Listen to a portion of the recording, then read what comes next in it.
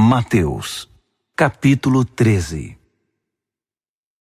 Instantes depois, Jesus deixou a casa e assentou-se à beira da praia.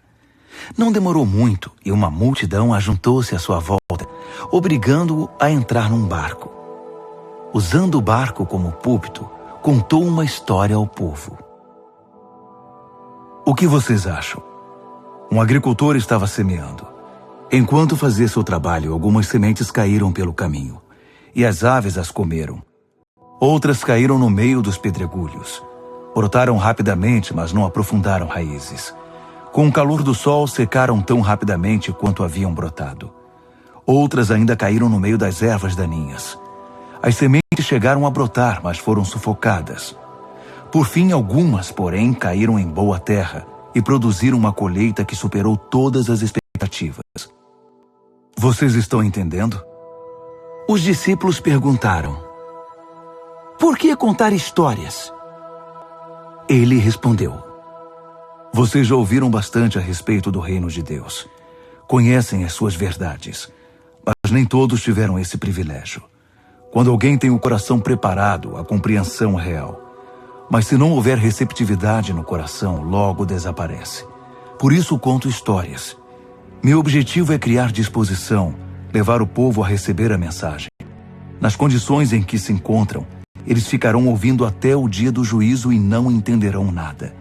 Vão ficar irritados por ouvir tanto e não entender coisa alguma. Que não se repita a previsão de Isaías. Seus ouvidos estão abertos, mas não entendem uma palavra. Seus olhos estão abertos, mas não veem nada. Esse povo é cabeça dura. Eles tapam os ouvidos com os dedos para não ter de escutar. Eles fecham os olhos para não serem obrigados a ver. E assim evitam ficar comigo face a face e me deixar curá-los. Vocês, no entanto, têm olhos abençoados por Deus. Olhos que veem e ouvidos abençoados por Deus. Ouvidos que ouvem. Muita gente, profetas e crentes humildes, daria qualquer coisa para ver o que vocês estão vendo e ouvir o que vocês estão ouvindo, mas nunca tiveram chance.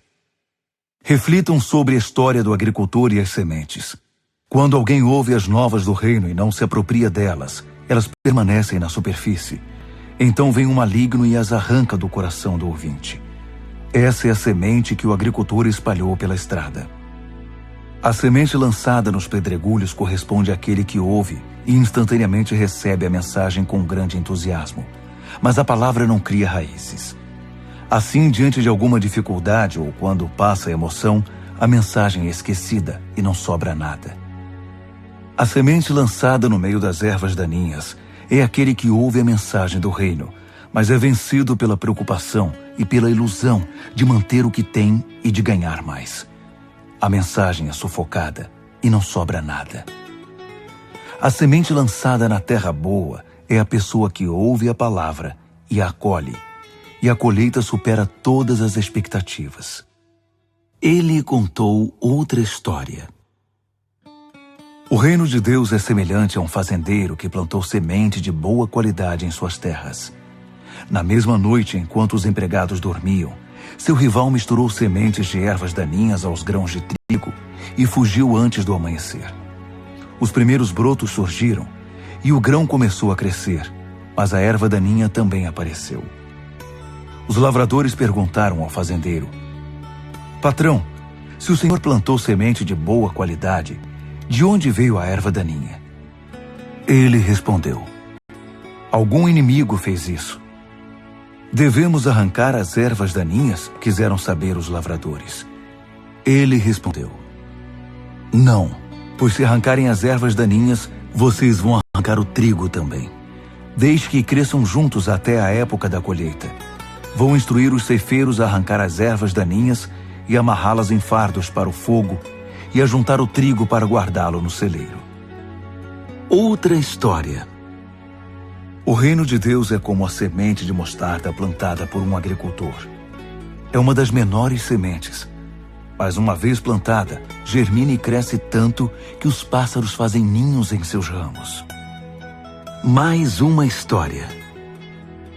O reino de Deus é como o fermento que uma mulher põe na massa para fazer muitos pães, e fica esperando a massa crescer.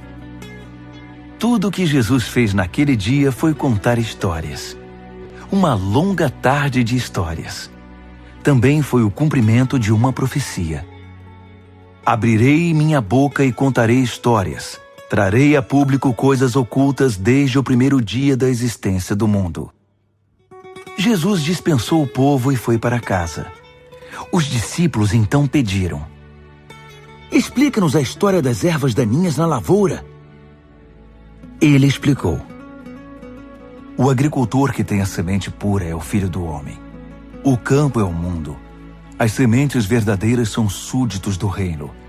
As ervas daninhas são súditos do diabo, e o inimigo que as semeia é o próprio diabo. A colheita é o fim dos tempos, o desfecho da história. Os ceifeiros são os anjos. A cena em que as ervas daninhas são enfeixadas e queimadas faz parte do último ato. O Filho do Homem enviará seus anjos, arrancará as ervas daninhas de seu reino e as jogará no lixo. Será o fim delas. Ainda tentarão reclamar com o céu, mas ninguém as escutará. Ao mesmo tempo, as vidas prontas, santas e maduras, irão adornar o reino do Pai. Vocês estão entendendo? O reino de Deus é como um tesouro escondido num campo por muitos anos, até ser acidentalmente encontrado por uma pessoa. Ela fica eufórica com a descoberta e vende tudo o que possui a fim de reunir a quantia necessária para comprar aquele campo. O reino de Deus também é como um comerciante de joias que busca as melhores pérolas. Um dia encontra a pérola perfeita e imediatamente vende tudo o que possui para comprá-la. O reino de Deus também é como uma rede de pesca lançada ao mar que apanha toda espécie de peixes. Quando está cheia, é puxada até a praia. Os peixes bons são recolhidos e guardados no tonel. Os que não estão bons são jogados fora. Assim será feito no desfecho da história. Os anjos virão, separarão os peixes ruins e os jogarão fora. Haverá muita reclamação e desespero, mas isso não vai fazer nenhuma diferença. Jesus perguntou: vocês estão entendendo? Eles responderam: sim. Ele acrescentou: então vocês já devem ter notado que o aluno bem instruído no reino de Deus é como o proprietário de uma loja que tira da prateleira o que necessita, novo ou usado, no momento em que precisa. Jesus terminou de contar essas histórias e partiu dali. Voltou para sua cidade e começou a ensinar na sinagoga. Os ouvintes ficaram impressionados. Ele é muito bom, comentavam. De onde vem tanta sabedoria, tanta capacidade? Perguntavam-se. Não demorou, porém, e já estavam falando mal dele. Ora, nós o conhecemos desde menino, é o filho do carpinteiro. Conhecemos sua mãe Maria e seus irmãos Tiago, José, Simão e Judas. Suas irmãs também vivem aqui. Quem ele pensa que é? E o desprezavam. Jesus observou: um profeta só não é importante em sua terra e em sua família, nas ruas em que brincou quando criança. Por causa da indiferença e da hostilidade deles, não fez muitos milagres ali.